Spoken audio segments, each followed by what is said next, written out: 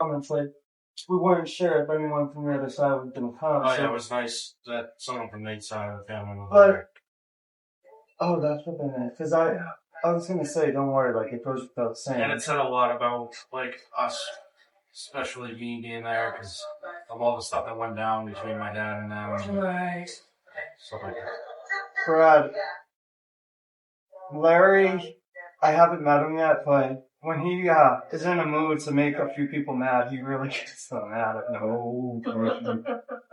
He's made it out in an art form of it. That's okay to say, but no, Lisa and Dave really have been so welcoming and so encouraging. I'm just really proud to say that.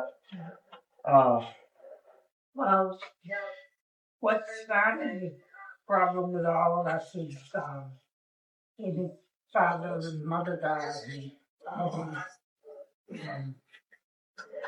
That was a messy situation. Yeah, Larry got in the middle of it. He was always calling Lisa and saying that he said something, and we didn't. And he got us in the middle of it so that Lisa didn't work talking to us and Brad was trying to continue telling them that, it was not fault. But, I'm leaving. He set us up. Yeah. Larry? Yeah, and Larry would come on and say it was our fault and everything was telling you stuff about it. See, there are things that you don't know about my brother. He has done. He has made a lot of grave errors that almost cost him serious time. In there's a place in military prison. He would have done 20 years. His biggest, the single biggest mistake that he made started this whole snowball event. When he was married, when Jane was young and the girls were young, he was in the military. Now there is a ruling that if you live off base, you have to do the paperwork. If you live on base, you have to do the paperwork. So every time you change locations, you have to, go through the process. So that was the thing that started. He was double dipping. If he was living off base, he was also collecting money living on base. If he was living off base, he was collecting money. So he was getting dual income. So well, he let that ride for 20 years. 20 years? Yeah, he stole money from the army for 20 years. Yeah. You never told me that long. I did. Well, I didn't know it was that long, but I knew what he was doing. 20 years? He was going to be doing a 20 to 40 year trip in Fort Leavenworth, Kansas, which is where the military prison was located. So, as the story goes, that's when my mother, had passed away. Actually, it started before that. When my father passed away, my mother had received a good chunk of money in the house, in camp, and everything. So when my brother got arrested, he was in Brunswick, at the recruiting station in Brunswick. He was arrested by a Marine. He was taken, put in solitary confinement in the jailhouse. And then he was given an option that if he paid back the $70,000 that he owed the government plus interest, they wouldn't press charges. Well, he borrowed $40,000 from my mother and $30,000 from Uncle Bud. And never repaid a cent on it. His mother's Is Uncle Bud still alive? Uncle Bud had land around here, right? Yeah. Sorry, I'm still piecing together right too. That's the land that all the That right? that's the Hamlin side of the family, and the mother side of the family. You probably wouldn't have any real connection with them because we didn't have very much connection with them. So your mom and your uncle is saved there? Yep. Because obviously $70,000, no one else I would expect. So what happened was that they had what started this whole family feud is that my brother had to take out a second mortgage on the house. I remember that. I remember that.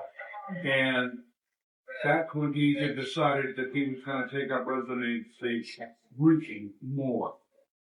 That's what started the whole family feud right there. Well, he had this feud right there.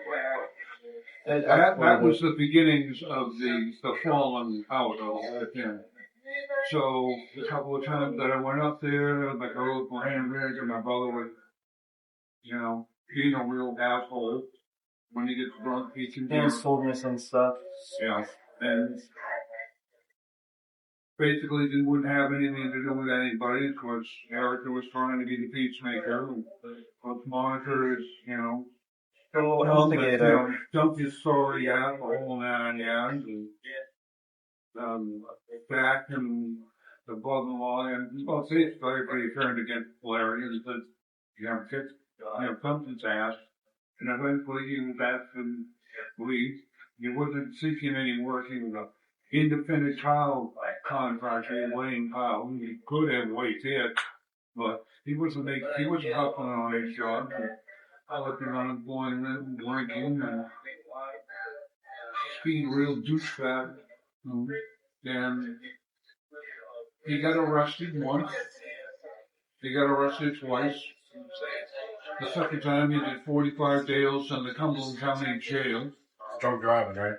Drunk driving. Yeah. Double counts. He can't go into Canada because he has 2 OUI charges against him. I didn't know that. Yeah?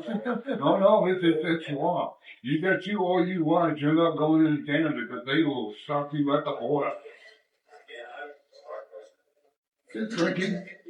Settled. He's done a lot of part-time jobs working for various agencies around Poland and stuff. Fantastic. I just couldn't take it anymore. I stopped talking to him. And then the kids stopped talking to me. Erica stopped talking. I see her at work. She wouldn't give me the time of day. It was very cold.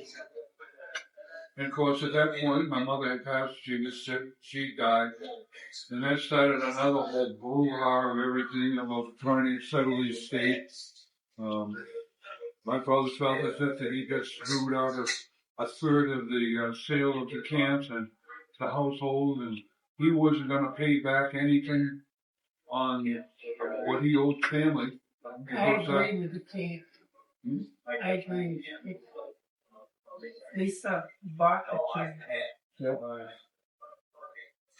Well, actually, she didn't buy the camp. It was willed to her. Right, her share. Yeah. Was it at a discount? Should have been 3 ways divided.